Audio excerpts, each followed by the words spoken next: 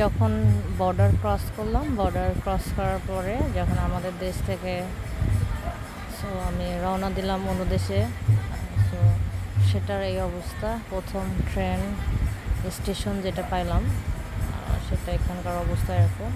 Train line থেকে রাস্তাগুলো অনেক উঁচা, মানে যেখানে মানে মানুষের দাঁড়ানোর জন্য, ওটা শেষ করার পরে এই যে অটো টমটম সেম আমাদের দেশের মতো এরকম, কিন্তু এখানে 5 থেকে 6 জন, পারলে 7 জনও ওঠে এই অটোগুলোর মধ্যে। আর এবং রাস্তা আমাদের মধ্যে কোনো অতটা তফাৎ আমি দেখি না এখানে। So normal. পরে আমি যখন ট্রেনে উঠলাম, ট্রেনের কথা না বলি তো অনেক গুতাগুতি, অনেক ভিড়। আর এই জায়গার মানুষ বেশি। আমি দেশটার নাম বলবো না, আপনারা দেখে বুঝে নেন যে কোন দেশের কথা বলতেছি। দেখেন অবস্থা, মানে গুতাগুতি আর কি অবস্থা এই।